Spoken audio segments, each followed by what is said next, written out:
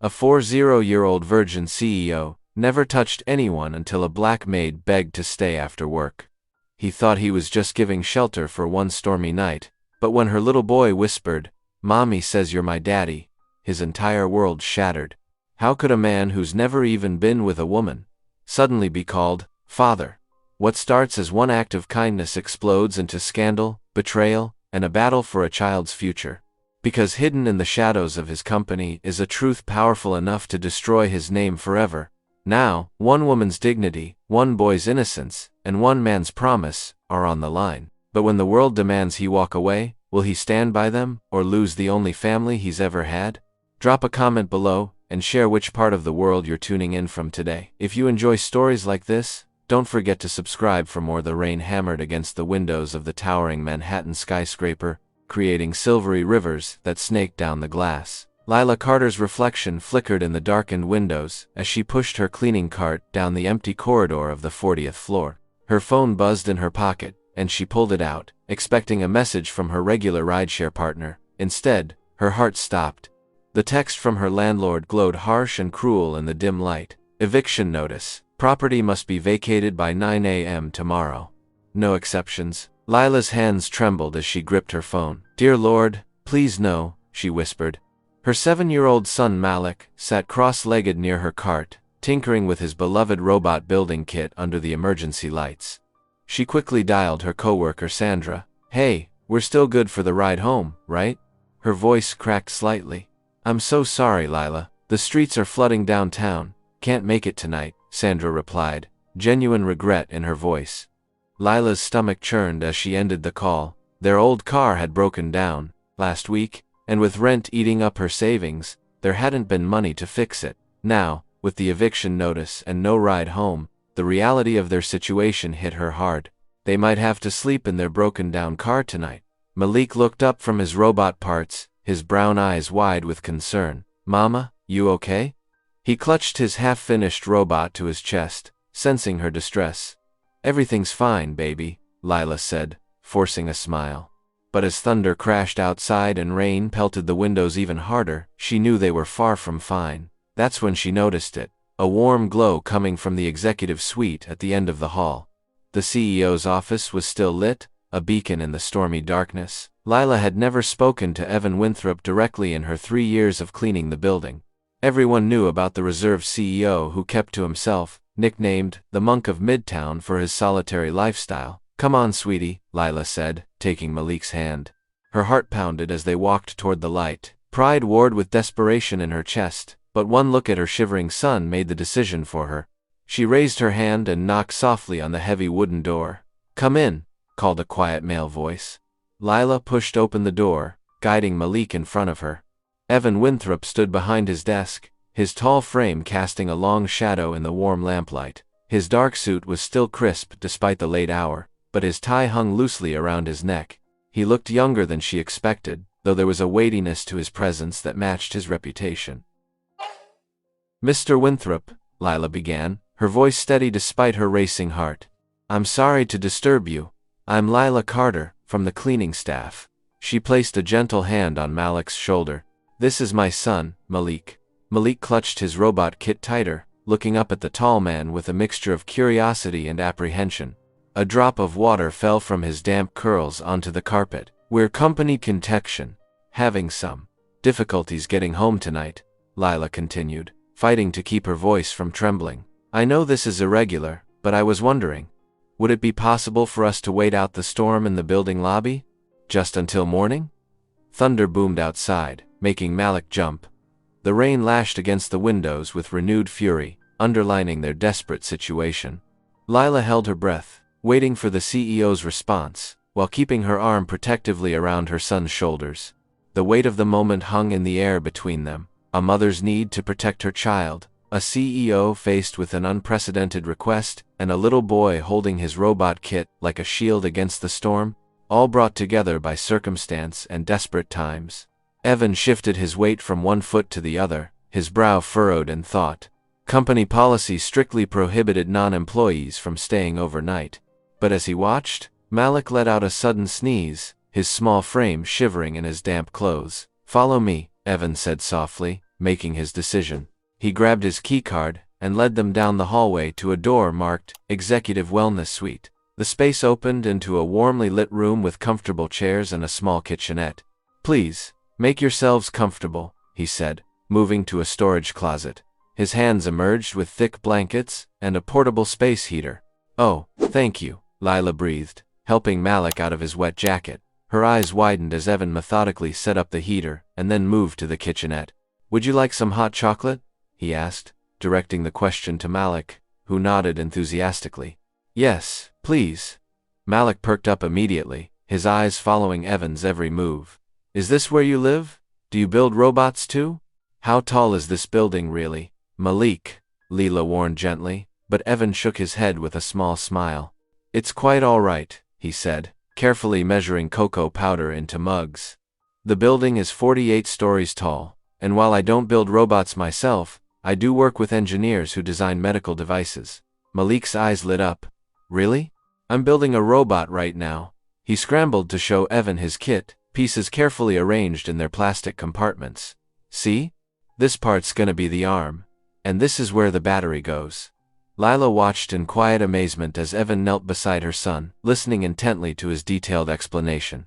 The CEO's responses were thoughtful and genuine, showing real interest in Malik's project. There was no condescension in his manner, no hint of the pity she'd grown to dread from others. "You've done an excellent job with the wiring layout," Evan commented, pointing to Malik's work. "That's very precise for someone your age." The storm continued its assault outside, but inside the suite, warmth began to fill the space.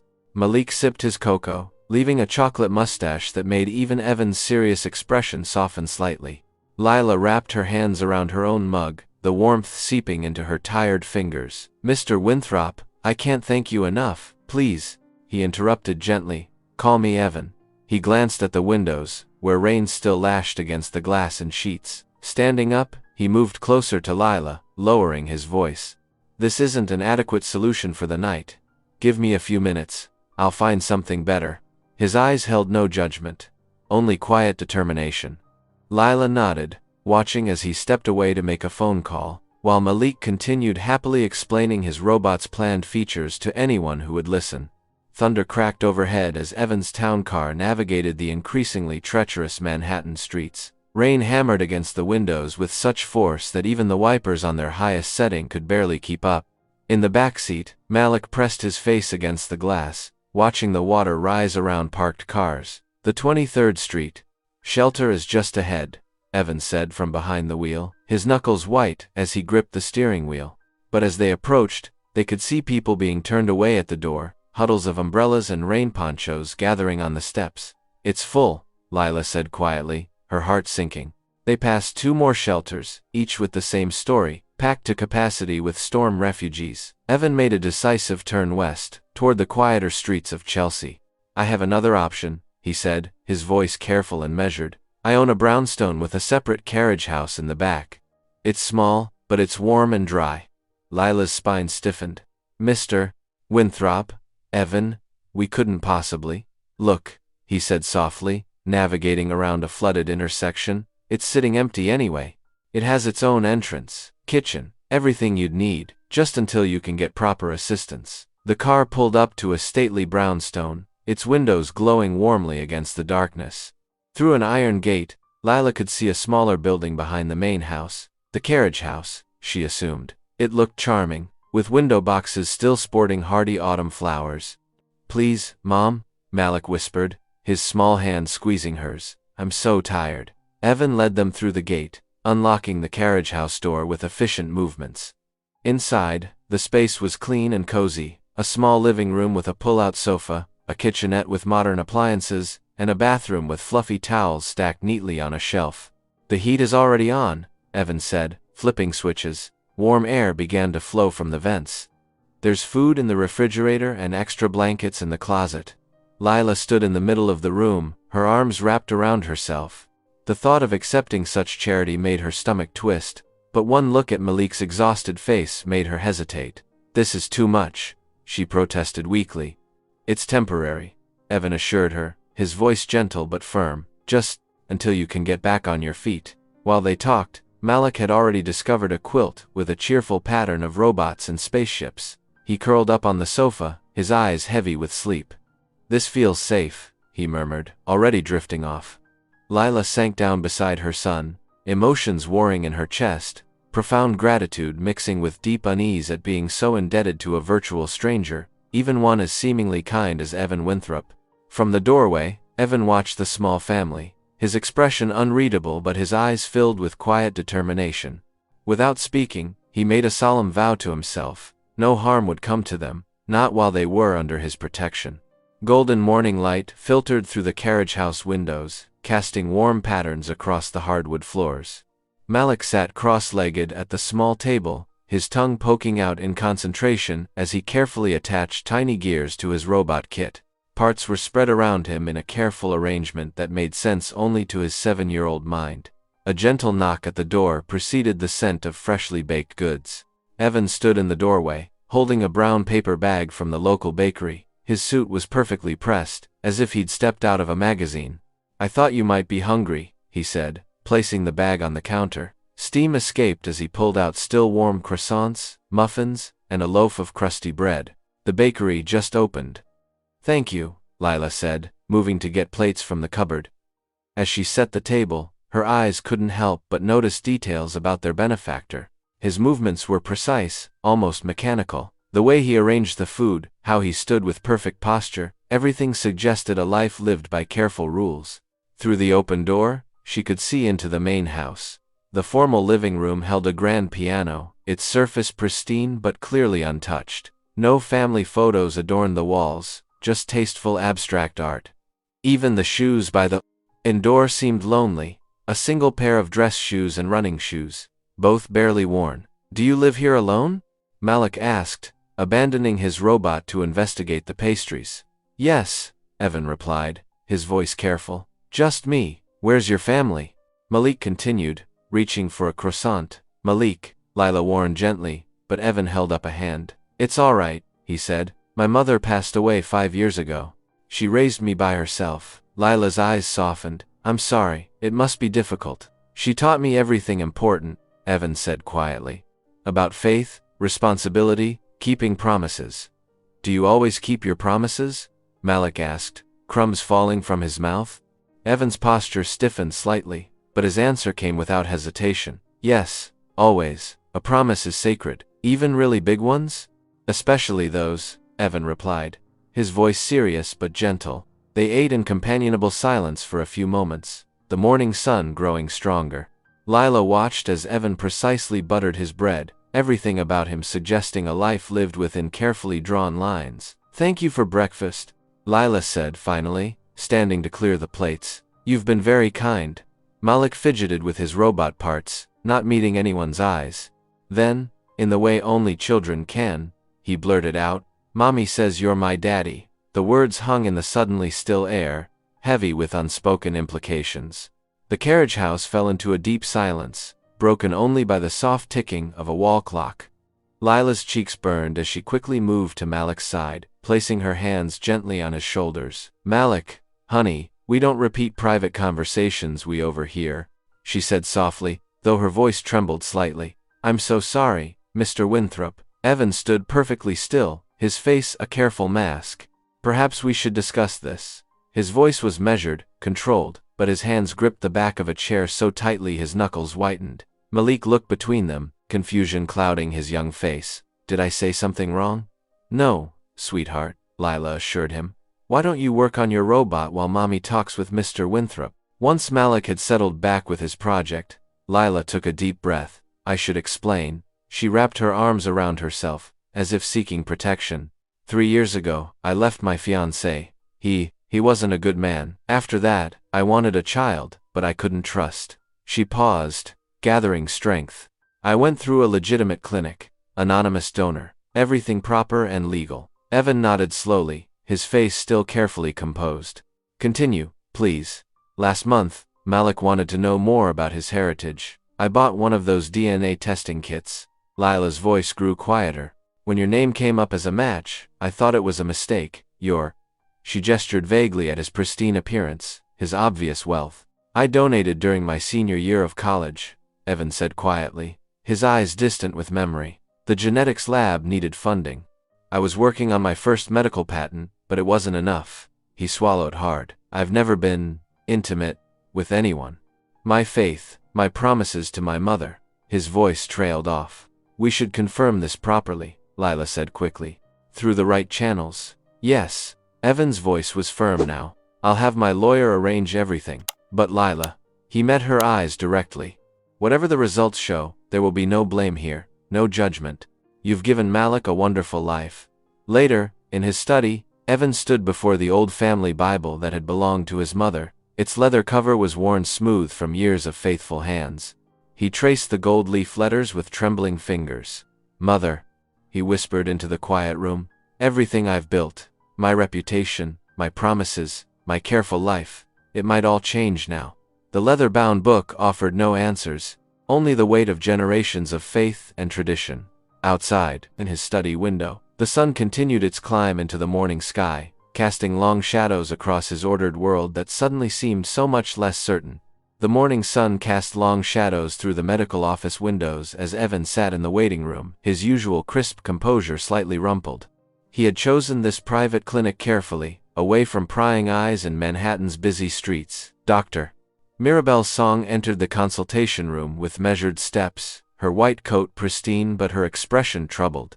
She carried a thick manila folder, settling into her chair with the careful movements of someone bearing weighty news. Mr. Winthrop, she began, her voice soft but clear. I've reviewed all the documentation, including the new DNA analysis. She opened the folder, spreading several papers across her desk. The results are conclusive. Malik Carter is your biological son. Evan's hands, usually so steady when signing million-dollar contracts, trembled slightly. How did this happen, doctor? The donation was supposed to be anonymous. Dr. Song removed her glasses, rubbing the bridge of her nose. I left the clinic 3 years ago because I discovered irregularities. She chose her words carefully. There was an administrative error in the coding system. Several anonymous donations were mislabeled, including yours. Mislabeled? Evan's voice carried a sharp edge. Yes. Your sample was marked as belonging to a different donor category. She leaned forward, her voice dropping. Mr. Winthrop, this situation is delicate. If this becomes public, the implications could be severe. For whom? Evan asked, though he suspected the answer. For everyone involved. Your reputation as CEO of a medical technology company could be questioned. The media would have a field day with your personal history. Doctor. Song's eyes were sympathetic but direct, and Miss Carter could face custody challenges. There are those who might claim she obtained your genetic material through deception. Evan's jaw tightened. That's absurd. She had no idea. Truth isn't always relevant in these situations, Dr. Song said quietly. The clinic has powerful lawyers. They'll protect themselves first. The weight of responsibility settled heavily on Evan's shoulders. He thought of Malik's bright eyes, his curious questions about robots, his trustful smile. Later that afternoon, Evan waited outside Malik's elementary school. Children streamed out the doors, their backpacks bouncing, their voices creating a cheerful cacophony. Malik emerged, his face lighting up when he spotted Evan. Mr. Winthrop. Malik rushed over, his robot kit clutched under one arm. Did you come to walk me home? Yes, if that's all right with you. Evan offered his hand, surprised at how natural the gesture felt. Malik's small hand slipped into his. Can I tell you about the robot I'm building? It's gonna have lights and everything. As they walked through the autumn afternoon, Malik chattering excitedly about circuits and batteries, Evan felt something shift inside him. This wasn't just about DNA or legal obligations anymore. This was about the warm little hand in his, the excited voice explaining elaborate robot plans, the trust shining in those eager eyes. Fatherhood, he realized, had ceased to be an abstract concept. It had become real in the space of a 7-year-old's smile and the gentle weight of a child's hand in his own. The next morning dawned clear and crisp. Evan stood in the carriage house doorway, watching Malik struggle with his shoelaces. The boy's tongue poked out in concentration as he tried to make the loops hold. Here, let me help, Evan offered, kneeling down. His fingers felt clumsy with the small laces, and he had to restart twice. Malik didn't seem to mind, grinning up at him with complete trust. You tie them different than Mommy, Malik observed, fascinated by Evan's awkward technique. Well, I usually wear loafers, Evan admitted, finally securing the bow. There. How's that? Perfect. Malik bounced on his toes, testing the knot. Leela appeared with Malik's lunchbox, trying to hide her smile at Evan's determined shoe-tying effort. They piled into Evan's town car, the morning routine already feeling familiar despite its newness. As days melted into weeks, their lives began to weave together in unexpected ways. The carriage house, once stark and unused, now hummed with life. Evan's kitchen table, which had never seen more than his solitary meals, became Malik's favorite homework spot. The 7 times table is tricky, Malik would say, pencil tapping against his workbook while Evan reviewed contracts nearby. Think of it like building with your robot parts, Evan would suggest. 7 groups of 7 pieces. The kitchen filled with new scents as Lila took over the barely used space. One evening, she stood at the stove, guiding Evan's hands as he learned to press cornmeal into a hot cast-iron skillet. My grandmother's recipe, she explained, adjusting the heat. The secret is in how hot the pan gets first. Evan nodded seriously, treating the lesson with the same concentration he gave to board meetings. When the cornbread emerged golden and perfect, his proud smile matched Malik's. The old piano in Evan's study, long silent, came back to life under their shared curiosity. Evan remembered enough from childhood lessons to show Malik the basics of tuning and simple scales. Each string needs to be just right, he explained, demonstrating with the tuning key. Like calibrating your robots. Malik's eyes lit up at the comparison, and soon the house rang with his enthusiastic practice sessions, wrong notes and all. Nights in the carriage house grew warmer with quiet laughter. Malik's bedtime stories stretched longer, his questions about everything from stars to circuits met with patient answers from both adults. One mild evening, after Malik had finally drifted off, clutching his latest robot creation, Lila joined Evan on the small porch. The city hummed distantly beyond the garden walls, but their corner felt peacefully removed from the world. I can't remember the last time I felt this. Lila paused, searching for the right word. This peaceful. Malik too. He's blooming here. Evan sat quietly for a moment, his usual rigid posture softened by the evening shadows. Neither have I, he said at last, his voice carrying all the awkward sincerity that marked his attempts at personal connection. The quarterly board meeting droned on as financial charts flickered across the wall screen.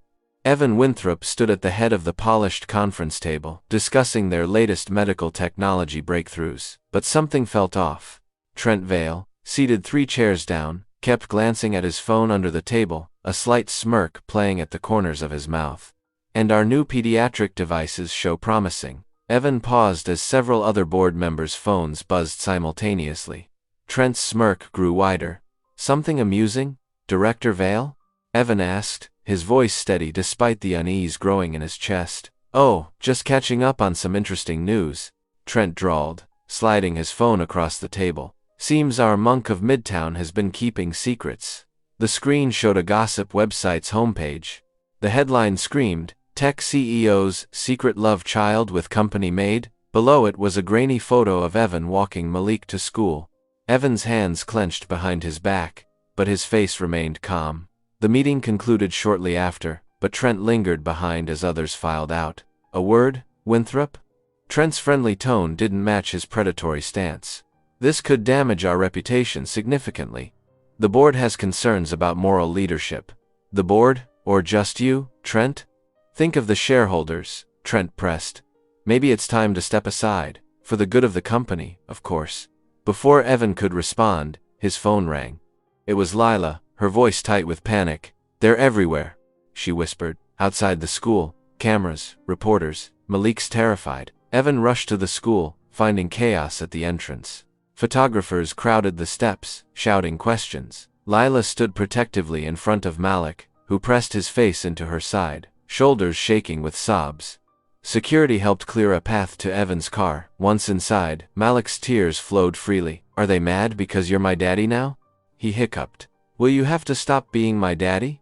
The question pierced Evan's heart. He signaled his driver to wait, then turned in his seat and carefully unbuckled himself. Opening the door, he stepped out and walked around to Malik's side. Despite the continuing camera flashes, He opened the door and knelt down to meet Malik's eyes. "Listen to me carefully," Evan said, his voice gentle but firm. "A promise made is a promise kept. That's what my mother taught me, and that's what I believe. I promised to be here for you, and nothing will change that. Not cameras, not mean words, not anything." Malik sniffled, reaching out to touch Evan's tie, straightening it like he'd seen Lila do. "Promise?" "Promise." A camera flash burst through the window, momentarily lighting up their faces. Evan knew this image would be everywhere by evening, but he didn't move. Let them see. Let them all see. The fight for his family was just beginning, and he wouldn't back down. The Sunday morning sun painted golden stripes across the church steps as Lila smoothed Malik's collar. "Maybe we should skip today," she murmured, eyeing the reporters lurking behind their cars across the street. "Nonsense," came a familiar voice. Aunt Bee stood at the top of the steps, her flowered hat tilted at a determined angle. In her arms, she balanced 3 covered dishes that steamed in the cool morning air. "The Lord's house is exactly where we need to be." Evan pulled up in his town car just then, looking uncomfortable, in a simple blue suit. He hesitated at the bottom step until Aunt Bee called out, "Well, come on up here, young man. These casseroles aren't getting any warmer." Inside the church foyer, Aunt Bee produced a notebook from her massive purse. "Already got 17 people promising to pray, and that's just from my garden club." She patted Evan's arm. "Don't you worry about those vultures outside." Pastor Johnson approached with a warm smile, extending his hand to Evan. "Welcome to our church family," he said simply, no judgment in his voice. "We're glad you're here." During the service, Malik sat between Lila and Evan, carefully copying the hymn numbers into his little notebook. The regular congregation members formed a protective circle around them, with the church ladies especially hovering near Lila during fellowship time. "Hold your head high, honey, Mrs. Washington whispered, pressing coffee into Lila's hands. "God sees dignity, not scandal." After the service, Evan pulled Pastor Johnson aside, discussing a substantial anonymous grant to help other families affected by the fertility clinic's mix-up. "It won't fix everything," Evan admitted, "but it might ease some burdens." Later that week, Malik bounced into the carriage house, waving a bright yellow flyer. "Dad's Day is next Friday at school," he announced, then froze, uncertain. "I mean, if you want to come?" Evan knelt down, taking the flyer carefully. "I would be honored," he said, his voice thick with emotion. On Dad's Day, Evan sat in a too-small chair in Malik's classroom, surrounded by other fathers. When it was his turn to speak, he stood slowly. "I'm learning that being a father isn't about being perfect," he began. "It's about keeping promises. Every day, we choose to love, to show up, to try again." He glanced at Malik's beaming face. "And sometimes, the best promises are the ones we didn't even know we were making." The room burst into applause, with several parents wiping away tears. Malik launched himself into Evan's arms, not caring about wrinkling his suit. From the doorway where she'd been watching, Lila felt her heart shift. The polished CEO facade had fallen away, revealing something far more precious, a man who chose love not because it was easy or expected, but because it was right. She watched as Evan helped Malik demonstrate his robot project, their heads bent together in concentration, and saw their future reshaping itself into something beautiful and unexpected. The city lights twinkled like distant stars through the floor-to-ceiling windows of Evan's corner office. The clock on the wall showed 11:30 at night when Dr. Mirabelle's song knocked softly, clutching a thick manila envelope to her chest. "I had to wait until everyone left," she explained, her usually steady hands trembling slightly as she laid the envelope on Evan's desk. "What's in here? It could change everything." Evan carefully opened the envelope, spreading documents across his polished mahogany desk. "Doctor?" Song pointed to specific passages with her perfectly manicured finger, her voice dropping to barely above a whisper. "These are internal memos from 8 years ago, when Trent Vale led the acquisition evaluation team for the fertility clinic." She pulled out a highlighted report. "Look at the dates." He knew about the sample mix-ups months before the deal went through. Evan's jaw tightened as he read through page after page of damning evidence. "He buried it all?" "Not just buried it," Dr. Song said, pulling out more papers. "He actively prevented any investigation. There are dozens of families who never knew the truth about their children's biological parents." The weight of it pressed down on Evan's shoulders. This wasn't just about him and Malik anymore.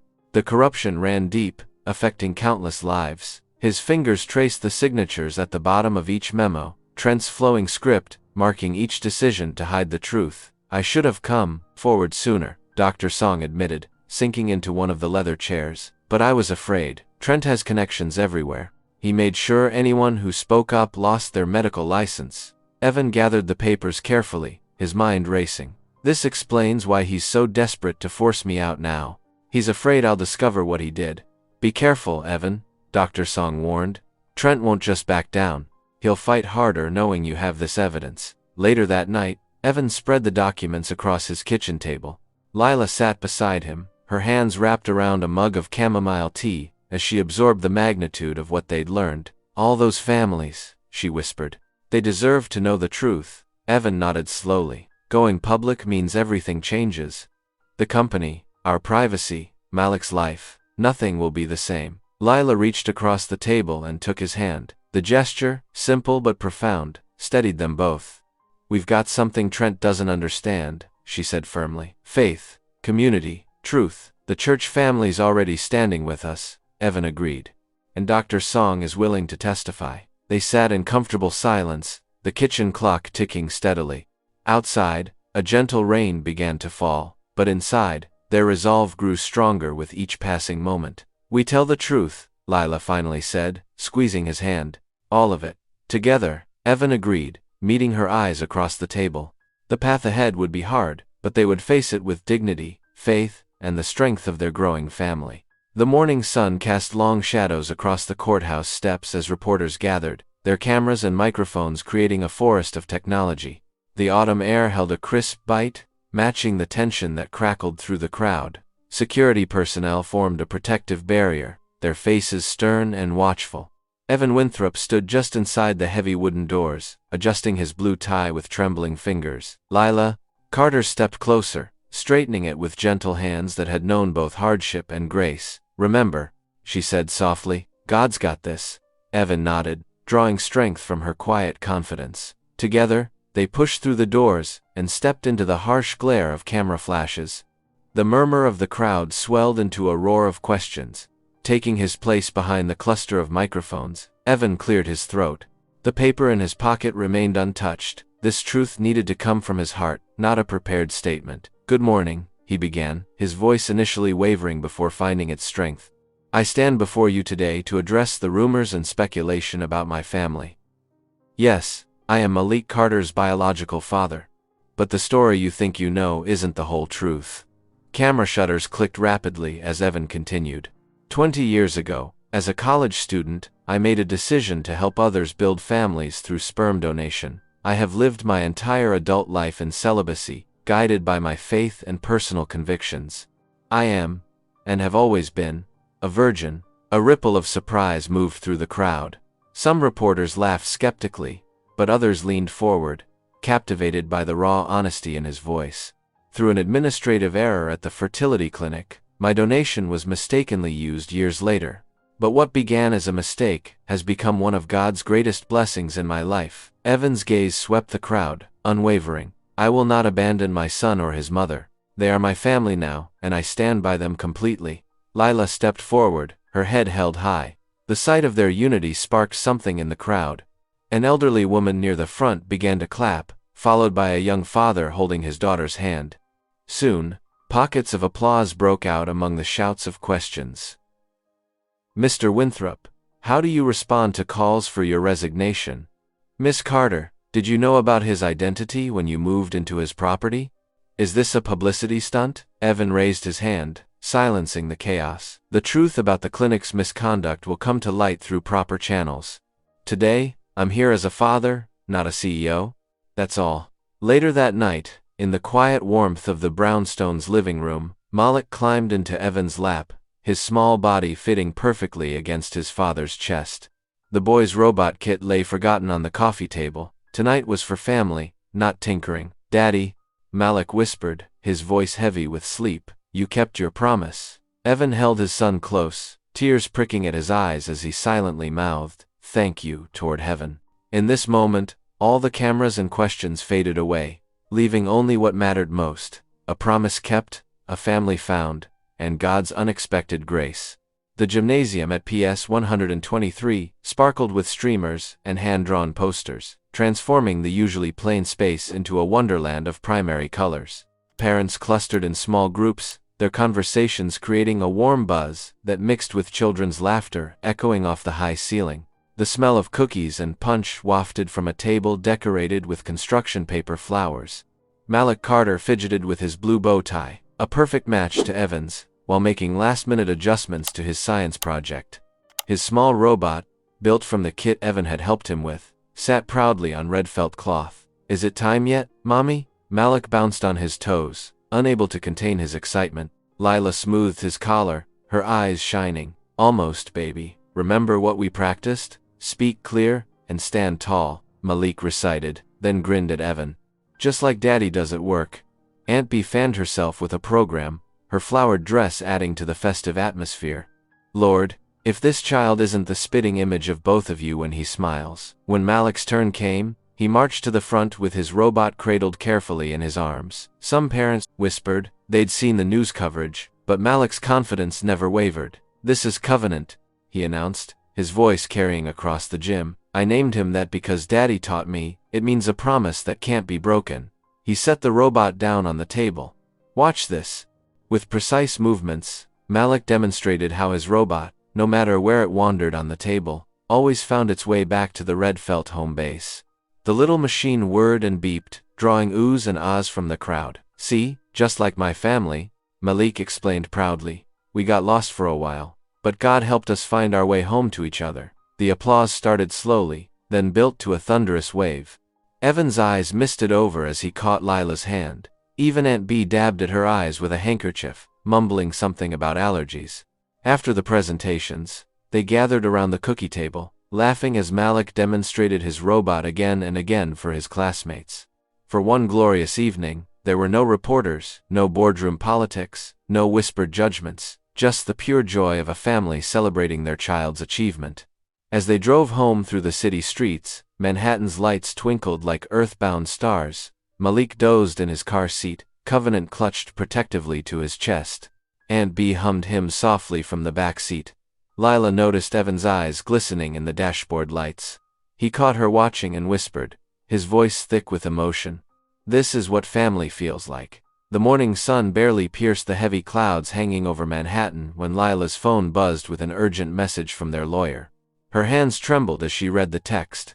Trent Vale had filed a devastating legal motion. "He's using Evan's biological connection against us," Lila explained to Aunt Bee, her voice cracking. "Says it invalidates my guardianship. They want to put Malik in temporary care until it's sorted out." The news spread like wildfire. By afternoon, reporters crowded the sidewalk outside their brownstone, cameras flashing through the windows.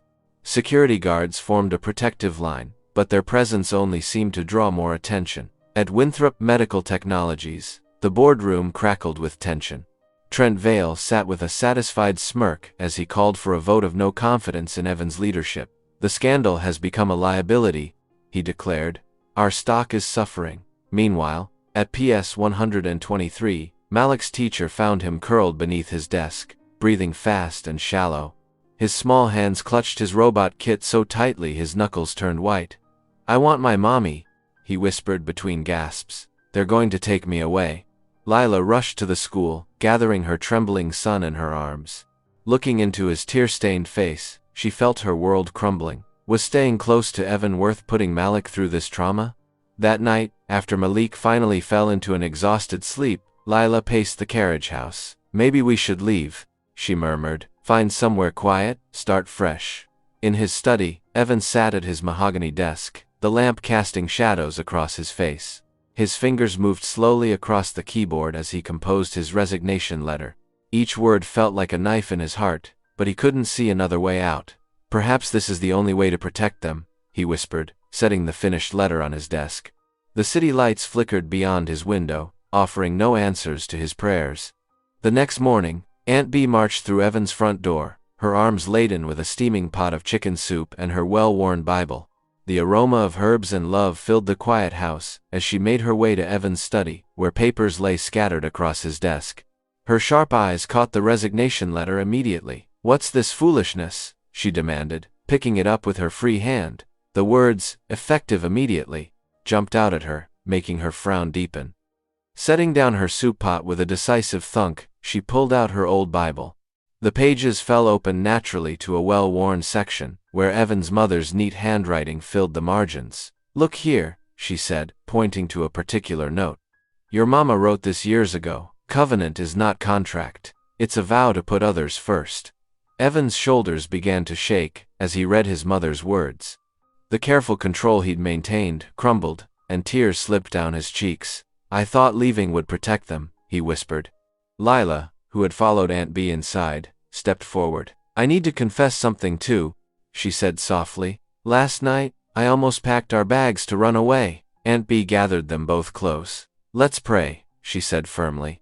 Their hands found each other's, forming a circle of warmth and hope. As Aunt Bee's strong voice lifted in prayer, something shifted in the room's atmosphere. When they finished, Evan stood up straight. He grabbed the resignation letter and, with deliberate movements, tore it into pieces. His eyes blazed with renewed purpose and determination. The courthouse buzzed with energy as supporters packed the benches. Church ladies from Aunt Bee's prayer group sat shoulder to shoulder with Winthrop employees. Families who had been affected by the clinic's mistakes filled the back rows, their presence a testament to the far-reaching impact of this case. Dr. Mirabelle's song took the stand, her voice steady as she detailed the evidence. Mr. Vale deliberately buried reports of malpractice during the clinic evaluation, she testified, presenting documents that traced his involvement. He knew about the errors and chose profit over people. The judge listened intently, his expression growing stern.